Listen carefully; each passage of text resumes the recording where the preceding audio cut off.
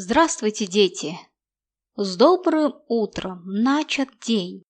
Первым делом гоним лень. На уроке не зевать, а работать и писать. Начинаем урок русского языка.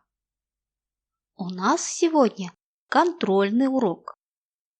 Сегодня на уроке научитесь различать антонимы и понимать их роль в тексте.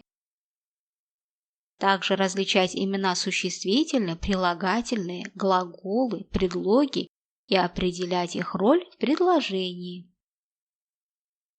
А начнем мы урок с интересного рассказа.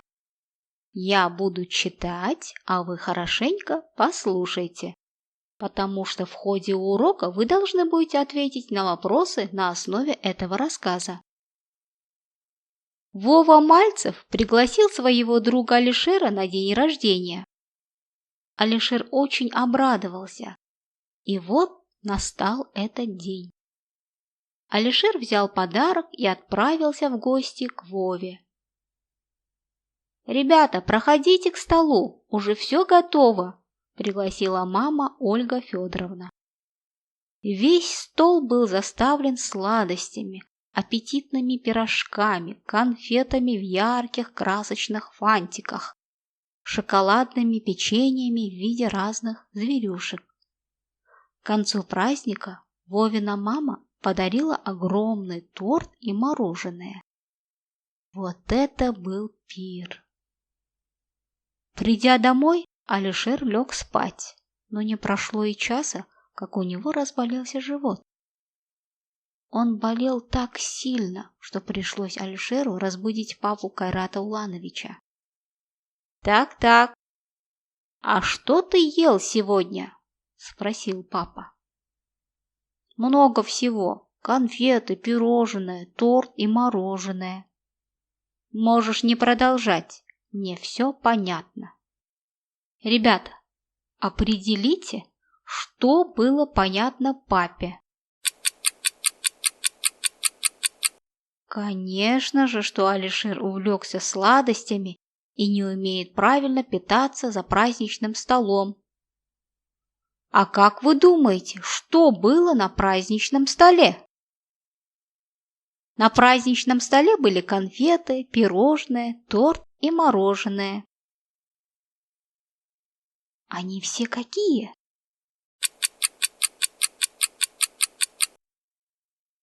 Они очень сладкие и жирные. Ребята, давайте поможем Алишеру. Дадим совет, как нужно питаться за праздничным столом. Нельзя есть много сладкого и жирного. Молодцы, ребята. Теперь давайте приступим к выполнению заданий. Найдите в тексте собственные имена существительные.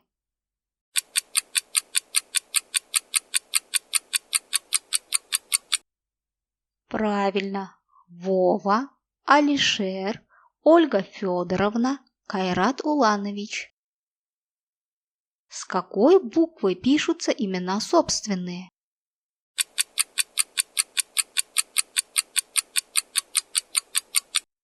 Конечно же, собственные имена существительные всегда пишутся с заглавной буквы.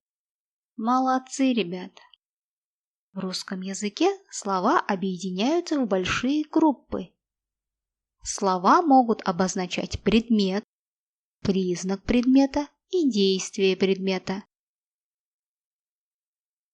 А теперь выпишите из текста слова предметы, слова признаки, слова действия. На какие вопросы отвечают слова предметы? Слова предметы, существительные, отвечают на вопросы кто, что. Так, давайте найдем слова предметы.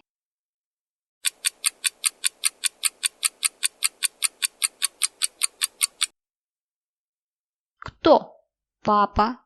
Кто? Вова. Кто? Друг. Что? Подарок. Что? Конфеты. Что? Мороженое. А на какие вопросы отвечают слова-признаки? Слова-признаки, прилагательные, отвечают на вопросы какой, какая, какое, какие.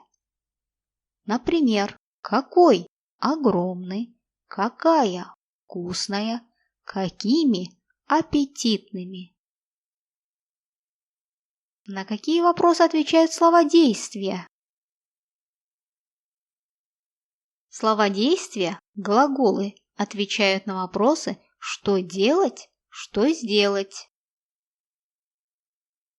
Например, пригласил, подарила, разбудил. Ребята, следующее задание еще интереснее. Нужно найти слова-антонимы. Ребята, а что такое антоним? Антонимы – это слова, противоположные по значению. Я читаю слова, а вы должны найти к ним антонимы. День, конец, сильно, обрадовался.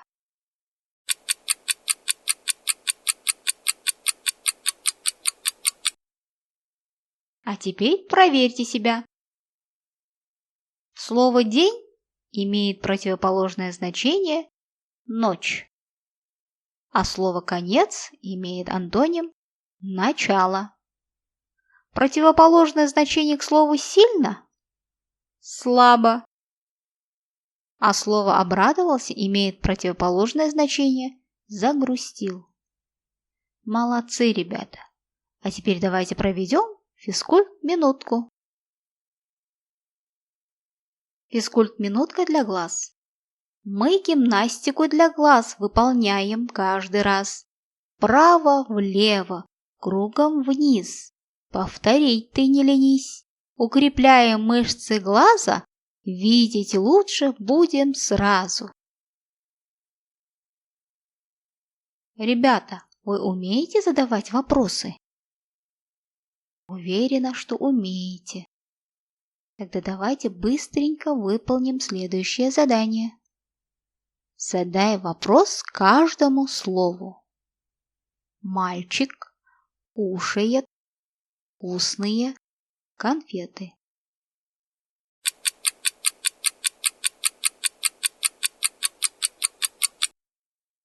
А теперь проверим себя.